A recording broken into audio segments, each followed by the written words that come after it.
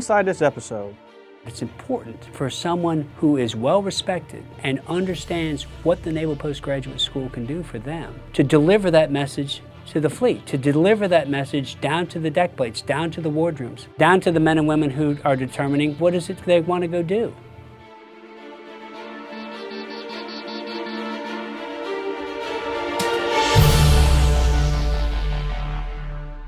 Warfighting first, operate forward, be ready. These are the Chief of Naval Operations' top tenets. And the Navy has been responding accordingly, reshaping the forces and revitalizing our surface warfare muscle. More emphasis is on strengthening surface warfare officers, often called the backbone of the fleet leadership. Vice Admiral Thomas Rowden, commander of Naval Surface Forces, says there must be a new emphasis on tactics, tactical thinking, and tactical training. Our ships are powerful and sophisticated, and the future upgrades will demand a higher level of tactical acumen to wring the most out of them. They require considerable training and coordination. Without due diligence and requisite outlay in the training component up front and at the outset, the most powerful innovations would be rendered moot. It is no surprise Vice Admiral Rowden established the Surface Warfare Chair here at Naval Postgraduate School. Captain Chuck Good has been appointed to this unique position, part of Rowden's staff, serving as a conduit between NPS and the fleet. The chair will travel regularly to commands in San Diego, Norfolk, and Washington, D.C. in order to keep NPS up to date on the latest initiatives, needs, and requirements of the surface forces. The chair also will serve as a mentor and aid in surface warfare officers' personal and professional development. NPS is the perfect place to spearhead the needs of the Navy's surface forces. It already offers a wide array of training to surface warfare officers. We sit down with Vice Admiral Rowden and Captain Good to discuss the SWO community and what NPS can do to further the Navy's goals. Vice Admiral Rowden, thank you for joining us. What is the primary message you want to share with the surface warfare community and NPS at large? First and foremost, I think it's really important that everybody across not only the surface warfare enterprise, but across the United States Navy understand just how critical and how valuable the Naval Postgraduate School is to many, many things that we're doing. The intellectual capital we have here, not only in our faculty and staff, but also in our student body, and just the physical plant here, the capabilities. And as I look forward into the future, I think that we need to do everything that we possibly can to leverage that, all of that capacity, all that capability to the maximum amount that we can. I've thought about this for a long time and how we could better do that. And so I thought it was really important to tie all of the work that we're doing in the fleet, all the work that we're doing to try to bring together the tactical thought, the work that we're doing at the Naval War College, the work that we're doing at the Surface and Mine and Warfighting Development Center, all that work to bring it together with the great work and the great capacity and capability up here at the Naval Postgraduate School. So I thought the best way to do that was to take an active duty captain who is a graduate of the Naval Postgraduate School, understands how things are done up here, and put him as the conduit between the students, the staff, the faculty, and the work that we're doing in surface warfare. You know, I think all of us are smarter than one of us, and if we can bring those two together and bring them in a very meaningful way, I think the opportunity to really improve not only the richness of the experience here at Monterey, but also the value that experience brings to the fleet, we can increase that by orders of magnitude. The Naval Postgraduate School has been, is, and will continue to be the core of the surface warfare community's graduate education plan. One of the big strengths of NPS, I think, is the great blending of faculty we have here. You know, we've got some academic powerhouses. Also got some folks, though, who've served and may have even put in a full career active duty before getting their academic credentials. Some of those folks have done a lot of work over the years of bringing surface warfare-related issues onto campus, but it's been somewhat of an ad hoc arrangement. So I think the thought about sending a chair here, sending an active duty officer up here, is to formalize the process a little bit so that I can become the conduit that the fleet can send issues, concerns, initiatives, and then be able to then tie them to the interested parties on campus, both students and faculty. What are the research and educational needs for the surface warfare community here at NPS? It's a natural fit in the surface warfare career progression for a junior officer to spend their initial shore tour here at Monterey, getting their graduate degree, getting JPME Phase 1 taken care of, before going back out to the fleet for their department head tour. Perhaps other communities would view that as a luxury. We view that as a necessity and as a core competency. So every single one of the SWO students on campus is a prospective department head, and they're all career-minded. They had to sign some career intents and commit to those department head tours and also receive a bonus for that. So they're career-minded, mid-career professionals, and they're going to go on and be department heads. And I think our goal would then be to connect what they do post-department head, their first shore tours back at the Pentagon or in a program office, with the academic disciplines that they've studied here. And I think that's an area where we can really improve and ensure that the knowledge that they've gained here not only gets applied out in the fleet, but then that individual officer can take that knowledge and apply it to their career and the contributions that they're making ashore. I think we can do a little bit better job and be a little bit more intentional in ensuring that students are able to, later in their career, go back to their academic discipline and the grounding that they got here at the Naval Postgraduate School and be able to apply that in their future work. And I think having the students do surface warfare related theses is a big step, because it ensures that they're grounded in the community while at the same time getting exposure academically. I would say that in the past it has been somewhat haphazard. Certain communities of practice and certain community or rather curricular sponsors are better at tracking the graduates than others. Some of the standouts would be financial management and operations research. Those communities within the Navy have traditionally been very good about tracking the graduates and ensuring that they get plugged into jobs that leverage the knowledge that they got here at the Naval Postgraduate School. Unfortunately, not every discipline, not every community of practice within the Navy is as diligent as perhaps those two are in ensuring that follow-on tours are given to officers based on the P codes that they got for their academic study. I was one of those officers. As national security affairs, international relations, I thought for sure that post-department head that I would be able to get a Paul Mill job, perhaps in N3, N5 as a country desk officer or something like that. And it just didn't pan out. I'm not complaining. I had some awesome tours on the acquisition side of things and the requirement side of things in the Pentagon, but very little of that actually referenced my, my degree. Although I will say, even in acquisition, I ended up with a NATO collateral duty where my national security affairs background in Europe did actually do me good service. You are an NPS graduate. Can you talk a little bit about that? I graduated 19 years ago with a master's in national security affairs with a focus on Europe and Eurasia. It's funny, when I rolled back on campus, physically, not that much has changed. This is such an iconic locale, and the school has done a great job of just keeping the campus and the image unchanged. But under the surface, organizationally, a lot's changed here. There's a lot more research activity on campus, a lot more dynamic environment here as we see the various centers and institutes that we never had here when I was a student. Seems like it's a very exciting time on campus. Could you expand on the role of the Surface Warfare Chair at NPS? I see his responsibility as a fairly significant mentorship responsibility, not only for the surface warfare officers, but for all the officers that we have up here. I think it's Captain Good's responsibility to take the value of the Naval Postgraduate School to the fleet, so we can take those young, great intellectual minds that are serving on our ships and get them properly synced up with the faculty up here in order to be able to provide them with the opportunity to achieve all the greatness that they can achieve. After the break, MC3 Brian Abel takes us to this year's Warfare Innovation Workshop.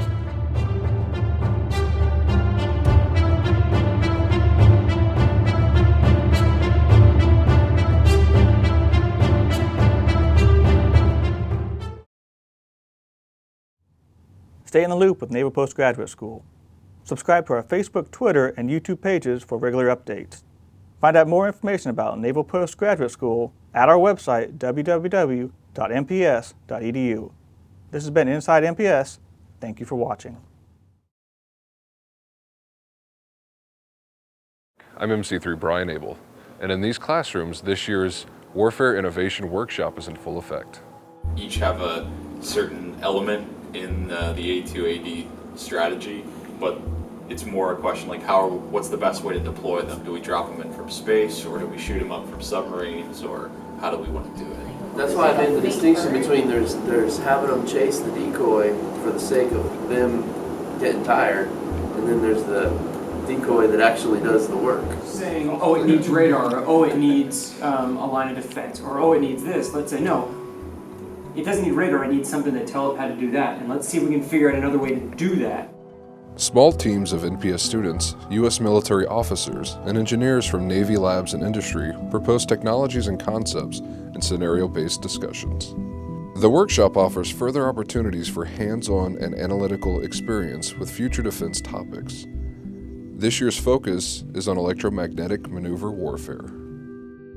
This year's workshop was focused on finding asymmetric solutions to contemporary warfighting challenges, particularly in contested environments. We have surface warfare officers, we have aviators, submariners, logisticians who are all brought into these workshops to apply their specific domain knowledge to the task at hand.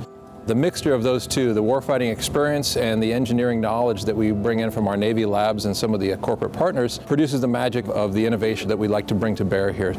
One of the specific focus areas this year was dealing with electromagnetic maneuver warfare, which is how do we adapt to another warfighting domain, specifically the electromagnetic spectrum, and be able to achieve access and also possibly deny our adversaries access and basically maximize our effectiveness in the electromagnetic spectrum. To the uninitiated, electromagnetism is all around us, as visible sunlight, radio and television broadcast signals, infrared vision, X-rays, and radar. The goal is to combine electromagnetic maneuver warfare capabilities in the sea, air, and land domains to generate enhanced combat effects. Electromagnetic maneuver warfare involves leveraging the cyberspace domain and the full electromagnetic spectrum for both offensive and defensive effects. You know, we try to create a multimodal learning environment where folks engage with the material, create new ideas, and while they're doing it, they learn how to innovate, interact more directly with both senior and junior personnel, and with folks from disciplines other than those that they normally associate with. So we really think it's a well-rounded learning experience.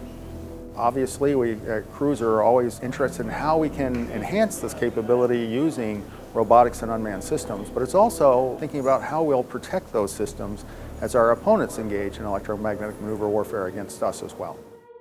We're addressing real-world fleet concerns here. We leverage the Warfare Innovation Workshop to establish the projects and research that go across the entire year at NPS. And we get the best ideas from this workshop, and we give it to our researchers and students across campus for them to develop those ideas or mature those technologies that we then share with the Navy. Hopefully, they come back with some ideas from this workshop that they can operationalize in their future tours, or look at different ways of doing business as they go on to more senior positions within their community to help select possible future systems or lines of effort that might lead to some solutions to the problems that we're looking at, especially, again, hopefully from an asymmetric advantage point. Network handshaking protocols, and you can send voice, you can send data, all these other things. Utilizing a new way, kind of stuff that maybe isn't being used now but was used a lot in the past. Very impressed with the folks who came out to be a part of the workshop. Again, their new perspective, the combination of the academic experience of the students here along with the technical and lab experience of the folks in the laboratories really brought some interesting solutions to light that might be options for us in the future, again, especially with an asymmetric look at things like electromagnetic maneuver warfare. When we return, I think whether it's a regional conflict or whether it's a larger conflict, any conflict in the future is going to involve certainly our joint forces and certainly our combined forces in some form or fashion.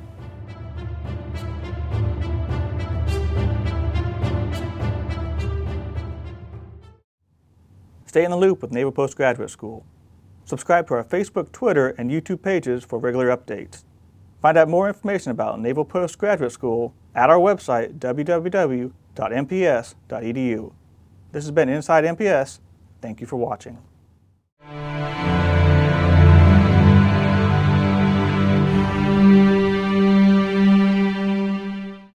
In our last segment, we continue our discussion with Vice Admiral Rowden, Commander, U.S. Naval Surface Forces. What is the status of the SWO community today, and how can NPS help address these challenges? You look at the challenges of the surface forces writ large, and then you look at the challenges that the type commander has. from the perspective of the type commander, I can bring areas that I need information on in order to best understand how to leverage my investments in the future. I'm in charge of manning, training, and equipping. Training them to a certain level, provide them to the operational commanders, they finish the training process, and then we deploy those ships. I think that the Navy nowadays is doing a pretty darn good job of marrying up the qualified people that we have with the vacancies or the need to fill those ships. I think we're on a good path with respect to training. Although with the evolving threats, we constantly have to keep a weather eye on that. One of the things that I've asked the Naval Postgraduate School to do, and they've responded phenomenally, is to take apart how we recapitalize our force, how we get the maintenance and modernization done in the appropriate time allotted for the funds that we have available. So from the type commander's perspective, those are the kind of the things that are at my core.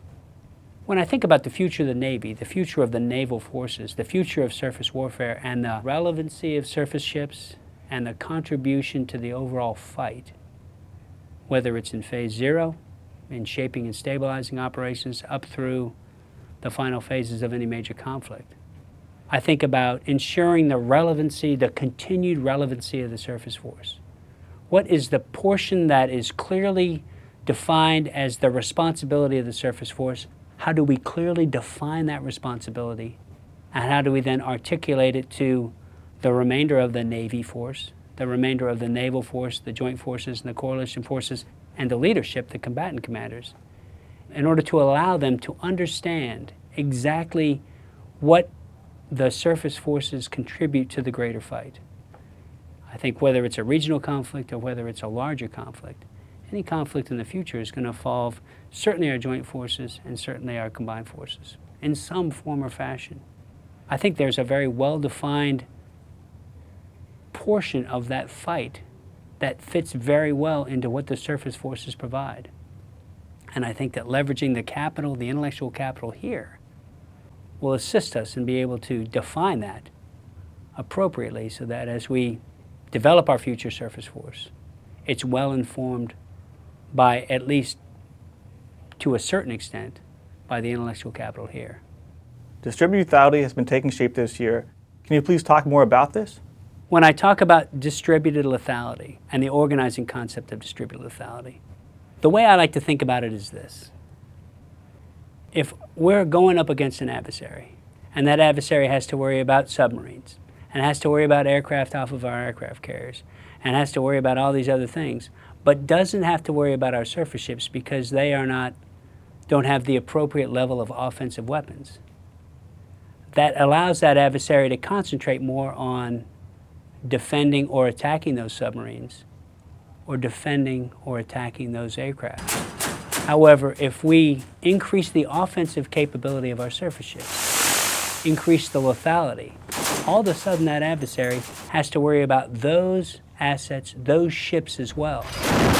And so really the concept of distributed lethality is by making a more lethal surface force, by extension, we have more lethal submarines, and we have more lethal aircraft and aircraft carriers and joint forces and combined forces.